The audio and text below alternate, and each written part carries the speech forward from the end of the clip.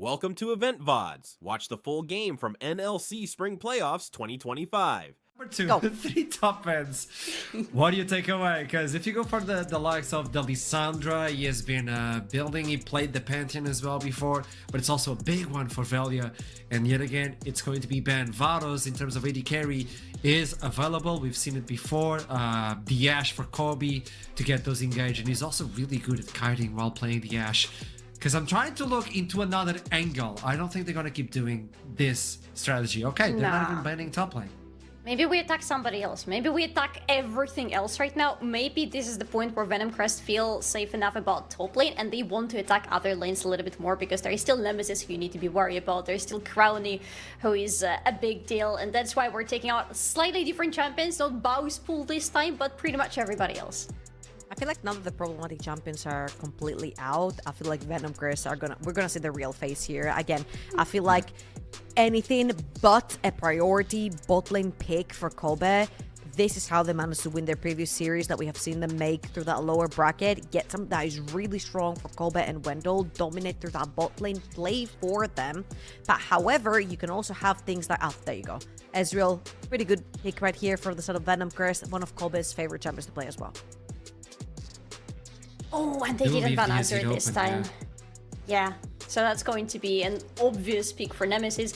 A lot of options still available for Crowny, a lot of things available for Velia. I would assume this is going to be mid lane jungle picked right now for Los Ratones or mid lane AD carry, but I would really want to see what Velia is going to be playing in this game because he still has a lot of options to go through.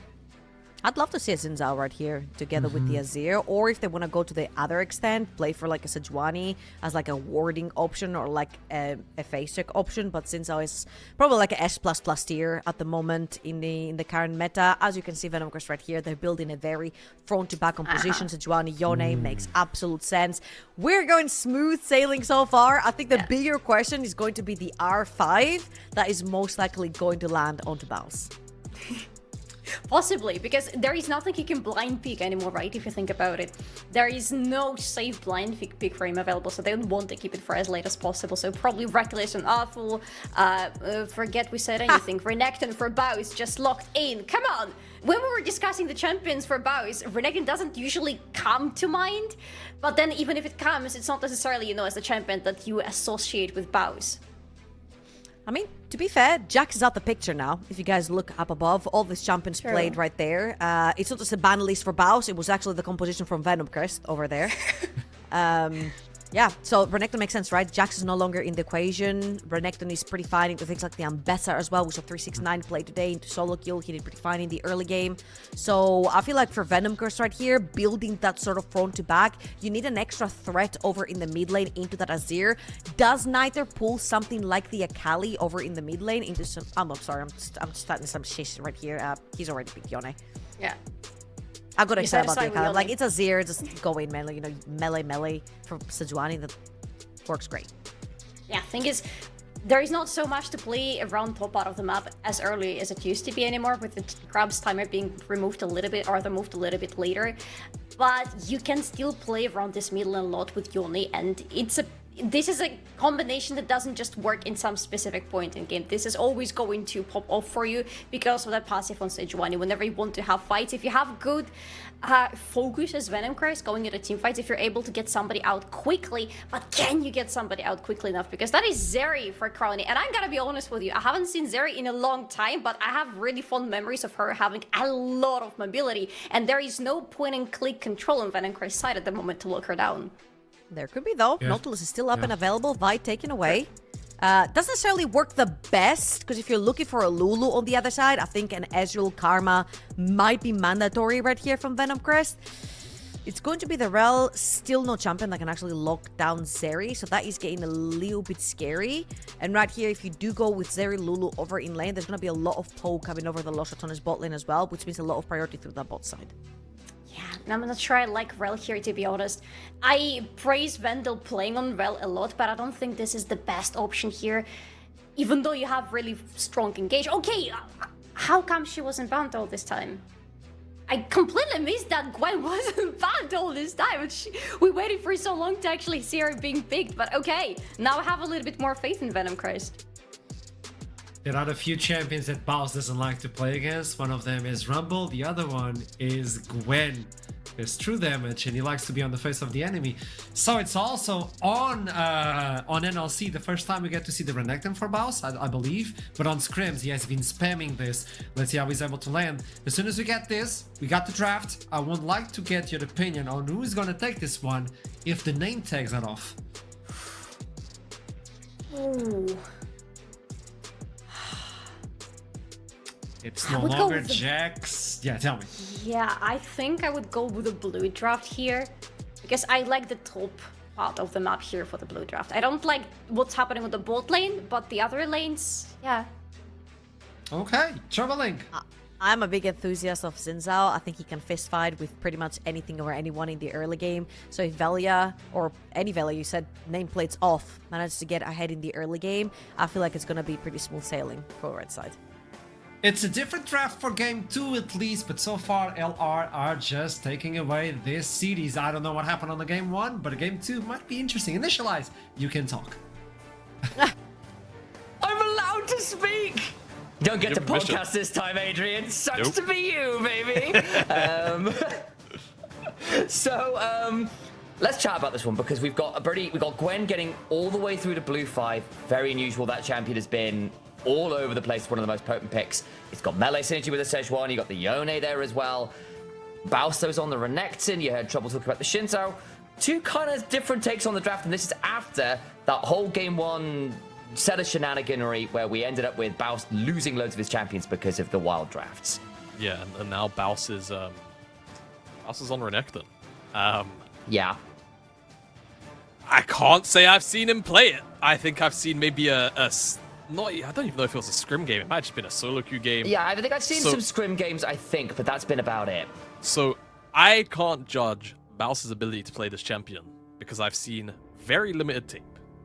What I do know is that Noxy has played a fair amount of Gwen throughout career, and it's probably going to be relatively comfortable in it considering it was just meta. So to touch on that point you were talking about, making it to blue 5 is probably going to start to be a little bit more common. Gwen got hit with some perceived pretty significant heavy nerfs. Yeah, I'm a little bit torn. I think this champion still does Gwen things, to be honest. I agree. It's just not OP anymore, right? We'll see how well Dox is able to navigate this lane. My expectation would be that Renekton is still able to kind of, bully his way through a lane like this in the early stages. And then, after an item and a half, 2 items, that's really when the Gwen starts to come online. Otherwise, I think these two compositions, very versatile, can kind of do a lot of the same thing if they'd like, or very different things. For Venomcrest, they've got 2 very strong side laners, but also 2 solo laners that are very competent and capable of showing up to team fights and really wrecking face. Whereas with Los Ratones, the ability to side lane, yes, just not to the same efficacy of a Yone or a Gwen, but certainly can play front-to-back team fights. Oh god, yeah. Very, very well. So we'll see how the compositions line up once objectives start to spawn, but for the time being, it's just going to be junglers starting on their blue buffs, pathing away from one another. Gooby will not be pathing towards Doxy on this first clear. So whilst Baus might have had his champion pool abused in game 1, his side of the map is not going to be abused in game number 2. Unless we see some real weirdness like level 3 shenanigan ganks top, that has kind of fallen away from the meta a little bit over the last year or 2, really. It feels like you end up giving up too much pace in the jungle. People get invades off pretty easily at that point. It gets pretty scary to do that. No, we are long past the days of Lee Sin and Jarvan level 2 ganks off red buff and running bot, but Velia is still going to look potentially to punish the Sejuani's pathing by going for this Raptor invade. Yeah, speaking of red buff and running bot, blue buff and running to Raptors, anybody? It's not bad for Velia here. And like you say, we'll interrupt Gooby's clear. I mean, he's probably got enough time as well to do this red buff. So he should get away with this pretty scot-free. This is a huge invade. Yeah. So much value. You may not... I mean, Gooby is going to come on over. Is that going to be fast enough, though? I don't think it is. Yeah, no. It will be. Oh, Gooby's queued over the thing. He's going to walk around. Now, here's the problem. Even if Velia gets it, yes, he's level 2 still. So, Gooby isn't going to check this bush Benny's gonna do some solid. He's gonna do some solid snaking, and he's gonna walk out. Minus the cardboard what box. Cardboard box is wearing exactly? What's that? Where did Xinzhao get that skin? Yeah. He's made his way onto wolves, but Gooby's going the whole way, and he's gonna find him too. But that small wolf gives him 3. So now Xinzhao should be able to fight. The problem is Gooby can. He's got smite. Gooby has smite. So dead. And then Q out. Yeah, fantastic. Wind becomes lightning. Audacious charge. 3 talent strike knockup. Red buff, remember, still on Velia gets the Conqueror stack, but Nemesis now coming on over. Gooby is now very much on the wrong side of the map. Over comes Wendell, but so is Reckless here. Flash up, but pulverize. And the cow brings one down. Ball Rider eating the wrong end of the animal farm trade. Pigs are always a little more equal than the others as Wendell caught out, and the Iron Horse Lady also falls. That one is picked up by Crownie. Yeah, Montreal goes over to Crownie, and I mean, just a brief moment of hesitation from Wendell on the overall pathing. I mean, Gooby didn't exactly sell it well either, so perhaps some miscommunication. But you know, who wasn't decisive or reckless? Flash headbutt pulverize onto Sejuani. Makes that play very easy to clean up. And once Gooby commits, or once Wendell commits rather, very easy pickup for 2 kills. And look, we might not see as many weird 3-camp thing ganks, but we do see quite a lot of 1-camp that invades, and Velia gets 2 camps, he gets involved with some of the kills, he gets to keep his own camp to the exception of the Big Wolf, which comes at the cost of those 2 kills. Like, this is another early game and another set of plays that have very much gone the way of Lost Ratones, for all that this one feels like it was more of a proactive side from the Rats this time around. Yeah, absolutely. Junglers again in the top side. Noxie is losing out very heavily. Permafrost did land onto Velia. Knock up despite the flash. Won't be followed up on as the Audacious charge was on cooldown, and Velia doesn't want to blow his own flash, but happy enough having earned the flash in that wave in a slightly awkward space top for the side of Doxy, who is going to have to reset and teleport a little bit deep into this lane, I think. Yeah, didn't quite catch how that trade was so awkward for Doxy, but wave is late TP, I think, I guess. Yeah, not sure. Either way, Faust again. I mean, this trade is hang on, maybe not the best. Hang on. Doxy takes a turret chop, doesn't want to flash, and I don't think has the Q cooldown, so we'll force the reset on Baus and be happy enough with that with the additional summoner trade. Yeah, I was wondering if he wanted to do it or not, you know, just flash forward, last auto. But there's always the potential issue. Absolutely. Yeah, there's always that weird issue where, because of the way that the Renekton W is coded, it's like if he starts the animation, even if he dies, sometimes the stun still goes off. So it's weird. It's definitely not necessarily worth the flip. Velia this time around though, compared to game 1, he's not falling behind at all to Gooby, despite the early game shenanigans. Lost Ratones again, just very. Whilst the Venomcrest have done their best to make the early game kind of volatile in response, Lost Ratones looked at game 1 and went, alright, cool, we've got tricks of our own. Velia sends the invade, and it does feel like it's thrown a little bit of a spanner in the works for Venomcrest so far these opening couple of minutes, and the end result after everything's shaken down is Dragon is going to be picked up first. Moxie is going to give up this wave. He wants to fight. Gonna throw out some needles. Baus will trade out with a Dominus. See how this one goes. Remember, Baus doesn't have the flash, whereas Doxy does. Got the Q stack available, so can start to snip down real hard. Over comes Gooby as well. They want to trade this one up, and Baus will begin to slice and potentially dice out to safety, but there is an Arctic Assault over the wall, and Gooby gets that one, but that is the wave still dropped to turret as a result. Kill secured, but it is a relatively hefty price. Yeah, it was a really hefty price. I mean, Doxy pretty much missed, you know, a wave and a bit just for getting what effectively boiled down to an assist here. So whilst Faust does die, the proxy is denied, he's still kind of down in XP and actually technically down a little bit of gold, right? Like, it's only 100 gold, but at the end of the day, like, it's still the fact that he's not got a lead off of that doesn't feel the best. And all the while, don't forget, Lost Ratones were getting an objective, right, in that Ocean Dragons, so I don't think they're peeved at all about the outcome of that. Now they can likely just look towards the grubs, which spawn up in 30 seconds time.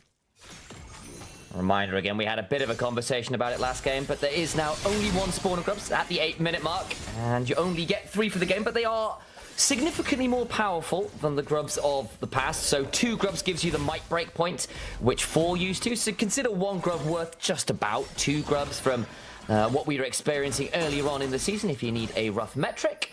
See exactly who wants to play for that, because I can imagine people like this Gwen and Yone would love to get the grubs. But then again, an Azir who is looking towards an Ashes Tooth and a Renekton, certainly no slouches with the grubs either. A little bit of a look in mid lane from Wendell with the full tilt active, but they won't find an engage.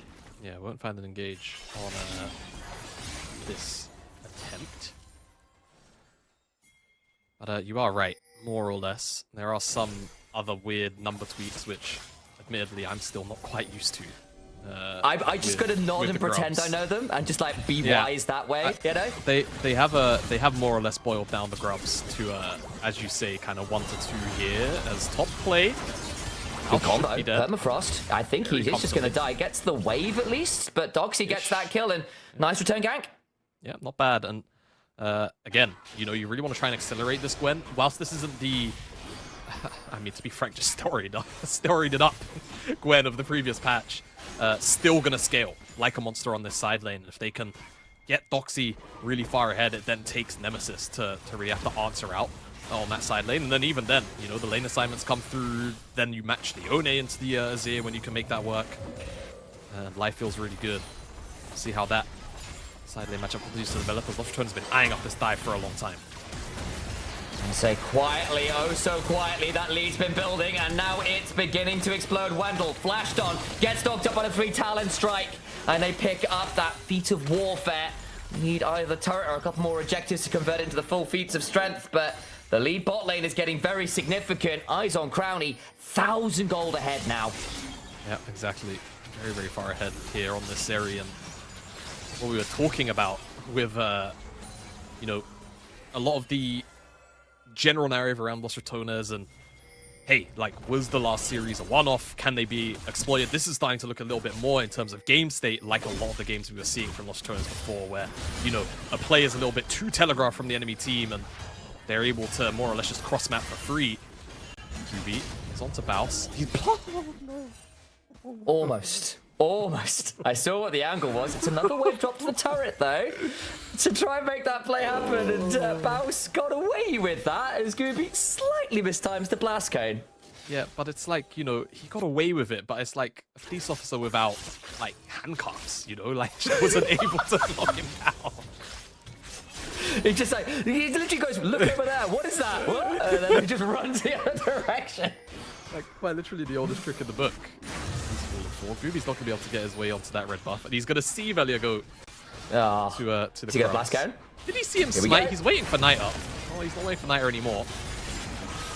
Knight unbinds his soul, seals the fate as well. There'll be a permafrost angle to try and make this one work as Velia burns his own ult. Gooby now in a spot of danger himself. Still got a long cooldown to wait on his Q, but they can turn this one around and the needles come on over. Nemesis now here, looking for the shuffle. The Emperor's Divine onto Gooby must be an option, but instead he flashes away and Doxy now in danger. Gooby's got to run for the hills. They kill off Doxy. It's Bowser gets that Hex Flash over the wall to look for Gooby. I think he needs to execute now because otherwise he's going to run into Reckless.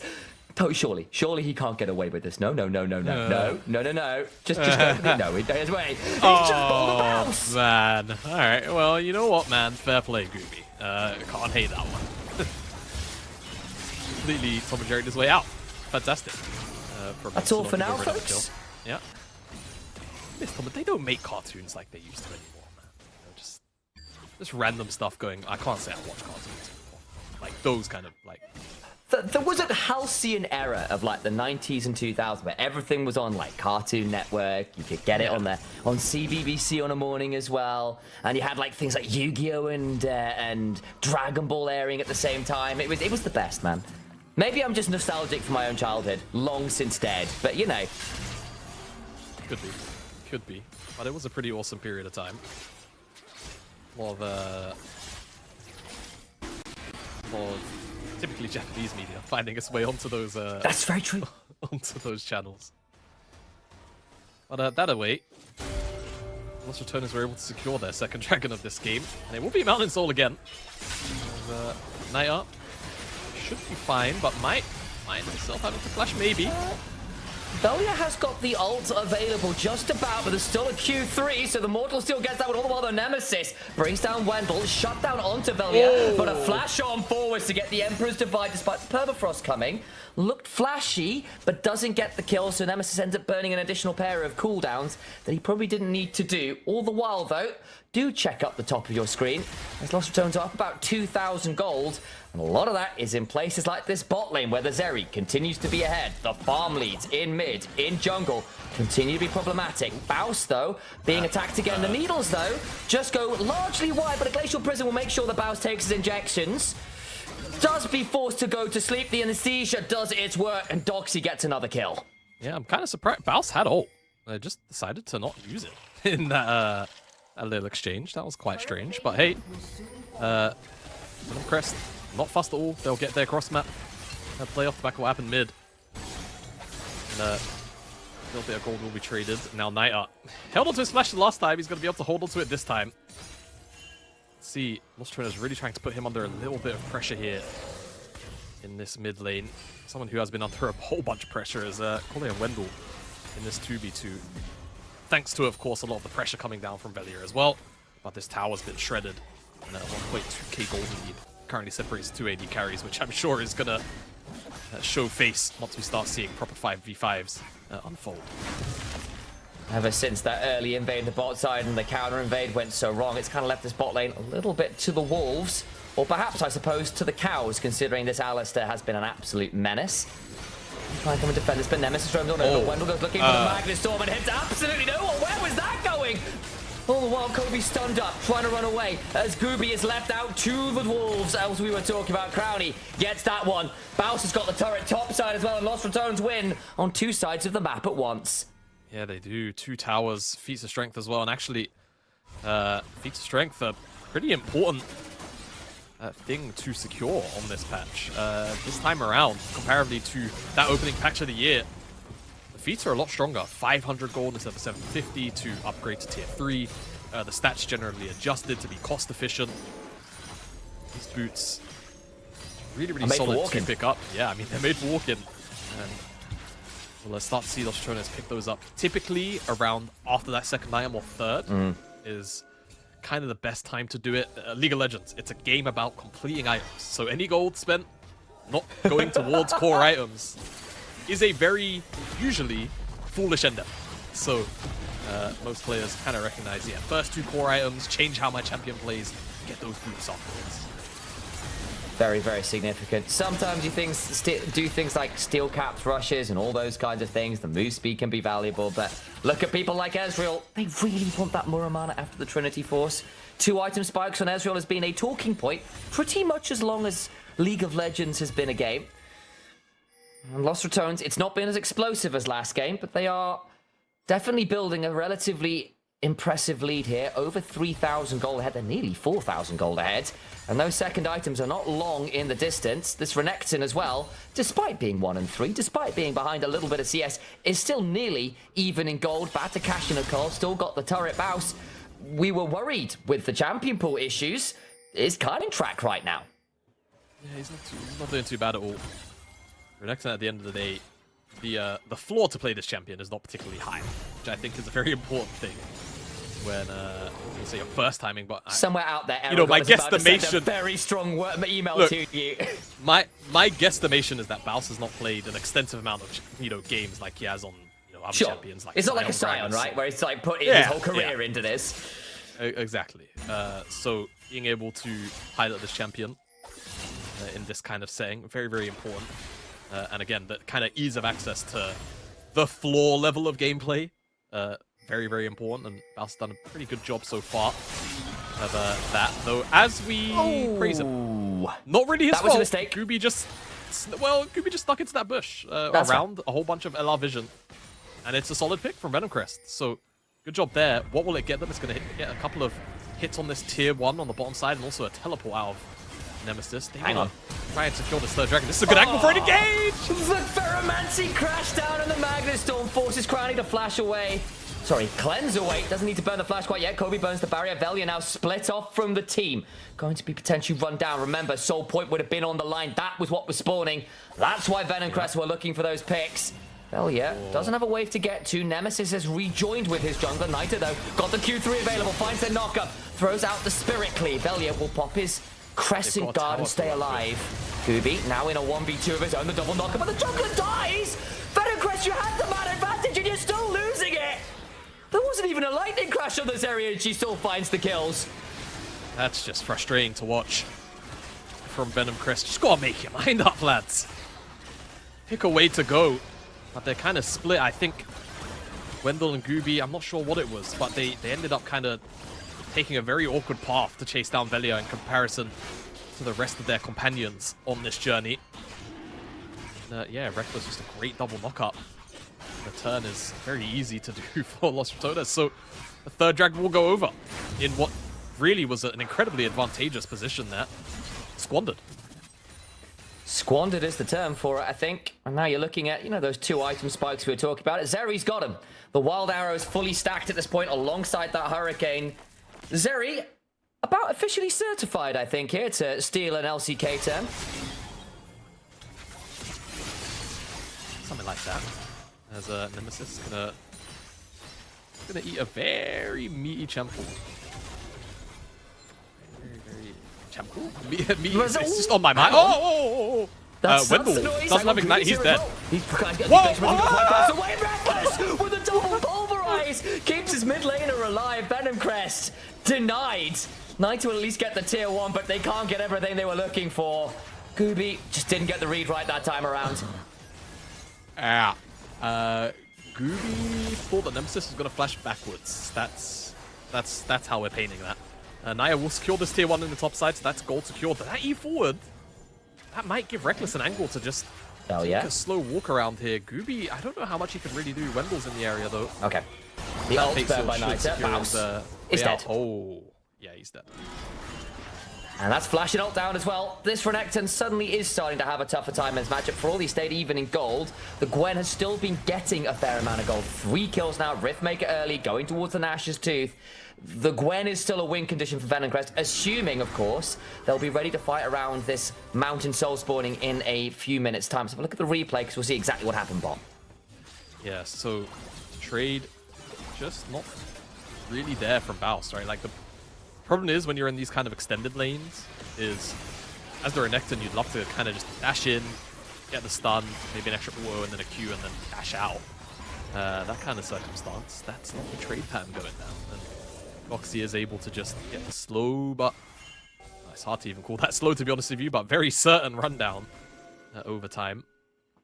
And whilst the gold difference between these two teams significantly lower than this point in the game in Game 1, I feel like Los Ratones have a pretty firm control in general over this map. And if we take stock of the game, on top of all of that, Crowny, he's approaching 3rd item, whereas Kobe is still searching for that Muramana. I'm sure he's got to be pretty close. I will give you an update on his gold. Right now, he's got 1.5k sat. It's got to be fairly close then. With that tower going down, that actually makes it about 1.8. So I'd imagine he's going to base, and he's got more than enough with his components. He should actually be able to get tier 2 boots alongside that Muramana. So he's going to be on Spike finally. But I mean, if Crowley's going to be at a whole extra item above, it's going to feel pretty bad. Nemesis in potential danger here, though, as the ults are traded. Needlework for the Emperor's Divide. The cooldowns will be more than short enough, though, to be up in time for Dragon, but it is still giving a little bit of time for Venomcrest to get some of these lanes shoved, and that'll be relatively important. Second items are largely now completed for Venomcrest too, and that is good news for them. Baus not quite there yet with the Black Cleaver, but with all of those components in inventory, I'm assuming he won't be very long on that one. And in fact, as we speak about it, there it is. So he'll also be at that spike there on the Renekton. As Crowny, he really has been the quiet ticking time bomb in this game. For all we've been looking at the Gwen, yes, very true. But, you know, the Zeri is very, very online right now, and I suspect we'll have that 3rd item for this soul fight, and that will be utterly terrifying. Yeah, no, it certainly will. Kind of curious if Venomcrest's approach to this game is going to kind of get tilted on its head a bit. No longer do you feel like, necessarily, with these kind of item breakpoints coming in, that you can 5v5. This will be kind of the last time, I imagine, just given where Crowny's items are sat, that they can take 5v5s and really comfortably in an even footing. Because again, once The Zeri Crowny picks has up the to die. LDR, you either have to blow her up or 5v5s don't look very Just pleasant sidestep for her the Qs, bro. foreseeable. Come on. She's got her autos. Her autos. You got to aim They're them. You know, skill just shots. be Yeah, exactly. they're Just skill dodge shots. them. I mean, I just feel like the more consistent strat here is just try and stretch Los Ratones Yeah. around the map in a 1-3-1. Sorry, words are hard, but they're gonna TP Bouse in. Probably might be in a bit of trouble. Might be a hard fight as well as Crowny goes sliding over the wall and brings down the lightning. It crashes, but doesn't get that much value there. And the ult being down for this Zeri coming into the dragon fight. It's not a bad win. Wendell, though, is down at half, and that could be slightly problematic as your main engage tool. Yeah, exactly. I mean, Kobe just needs to position a little carefully. Oh, look at the flash! It's gorgeous! Category 5 disaster for Nemesis, but Reckless with the 4-man pulverize. Please turn it around. Neither work flies. They have killed off the jungler, though. Bouse with the dominance running can look to potentially find a little bit more. The healing is enough to keep him healthy. They got the engage, but not enough. Crowny survives, and they've got to play this dragon fight with no smite available. No smite available, but the 4v4 doesn't look too bad. There's a teleport coming in TP. from Myers on. He's got flash on the backside. Even if this dragon goes down and Soul's dead, I think they might lose the fight regardless. Dragon goes down, smite secured, that's Soul. What about the fight after? It's a complete mess. Bouncer to the backline, slices and dies. Nita gets knocked up, but he'll be pulling it all nighter, I think. Going to be put to sleep a little bit earlier. As LR go looking for a few more kills. They've got Soul, they've gotten the dragon. And they can potentially look for Baron afterwards as well. It's coming up in 30 seconds. Might be a little early for that. One-sided nightmare for Venomcrest, but Los Ratones very happy. But look at the initial engage here from Wendell. It just takes his time and then sees the angle for a 3-man ultimate, but then it's about this 4-man hold from Reckless on the return, which then makes the turnaround very, very plausible because Crowny just is able to squeak his way out of the overall wombo combo, unlike his compatriot here on the screen. Nemesis was very, very swiftly one-shot, unfortunately for himself. He is still very, very powerful, and I mean, again, we kind of just said it before that play unfolded. If they don't kill Crowny, it's a pretty big problem, and now he's got that LDR on top of that with a PF sword. If that turns into an Infinity Edge, if that turns into a Bloodthirster, either of those items will spell disaster, I think, for Venomcrest if it's not there already. Flashed out of the Fate Seal that sealed Nemesis' life in that last fight. Won't have it available right now as Wendell. Ferromancy crashes down, but you can bend iron. You can't bend the forces of life as the soldiers go sliding on forward to claim that knife. They can look for a bit more as Velia and the rest of Lost don't go looking for the Fate Seal. It's fantastic! Pots back to Snyder, but they can't quite get the kills they're looking for. The health bar's a little bit low for Lost Ratones as Nita spares some blushes there with a monstrous Fate Sealed. Yeah, but the problem is the health bars are just high enough that they might feel confident, to start this Baron up. Gooby still in the area, no ultimates available for Venomcrest. They decide against it as Gooby's just face checked. The Q's a little short too. I think he's dead. Koza looking on forward, Gooby in danger. Does not have the Arctic Assault. Maybe should have gone for Arctic Defense. As now he's in a lot of danger. Bow slices and will look to cull the Meek with a bit of Ruthless Predator on top of it. Slide away from Doxy, going the other way with the skip and slash, but I think the only place he's going to be skipping is an early grave. You have to feel as Gobi gets jumped on, hit by the wind, becomes lightning, and that allows the audacious charge to bring down the intrepid explorer from Piltover. Very, very good play from Venomcrest. I mean, rather from Los Ratones turning away from that Baron, getting the rundown. It's fantastic stuff as hello. Is Wendell in trouble? It Nemesis. never really ends, does it, in this series? No. It's been very old. Oh no! Oh no, that's bad. That's very That bad. might be an understatement, Jamada. Yeah, that's Baron. That guy has been doing a lot of heavy lifting for you, Venomcrest, and unfortunately he's been caught out. Not quite sure how that unfolded. Don't know how it started. But the conclusion will be Barrett thanking. Wow, very, very sweet. Production on it. Yeah, he's looking for Velia. Can't fall in for, but then misses. Actually, He rebinds his soul, and it turns out the Lost Ratones were waiting for when he finished his seance and came back to the land of the living to swiftly go back to the land of the dead.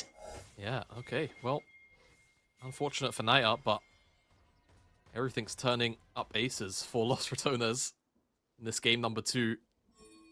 whilst this game has been a little bit more hotly contested, it's just gradually slipped further and further out of the Venomcrest's favor. Oh, hang on. Reckless. I mean, the problem is it's Alistar. Yeah, So- with a locket and ult. Now, and... now that guy... Is a 4v1 enough? The Alistar will break the will unbreakable rather. As Nemesis goes golden, that's not great for the Azir. Now in danger, goes forward with the wind becomes hiding. Does value looking for a back angle in. Wendell still trying to do some work here on this Rel. They'll start to get a couple kills as Velia finally gets one, but Doxy is Crowny's here. On development, but Crowny is here, and the lightning comes crashing on in. Renamed to Zeus, God of Thunder comes striking in the form of Azeri. It's a strange set of decisions from Venomcrest. I mean, why the Alistar? I think Alistar found his way onto Kobe, but Nemesis is face checking you. Let the Ezreal self-pill, lads. I think he's all right, to be honest with you. Let's get a look at it in the replay, because they know he's on this wave. They've just watched him shove it out, I'm pretty sure. Turn onto him. Oh man, it's odd. It's so odd. And the reason why I'm saying this, it allows Velia to get real free access. Bounces TP as well. Just kind of lets him do so much AoE work, even if he ends up dying pretty much in isolation here. And then they just kind of lose track of what's going on from the mid wave. Crowny gets real free access to the rest of the team here. And again, Nemesis is still alive, dishing damage out over the wall. It's just real shoddy target selection. It's hard not to be critical in that kind of angle. But Los Ratones, again, happy to welcome these kind of decisions to allow the turnaround to happen. Hey, in another world where the target selection was a little bit better, that could have gotten quite interesting. And on the other side, Velia, that was really smoothly operated on the Xin Zhao. Flash to get the kill, audacious charge into a 3 Talon Strike knocker, then flashes out, like, just really smooth stuff. You can't ask for much better there on a champion that has been all over the meta right now.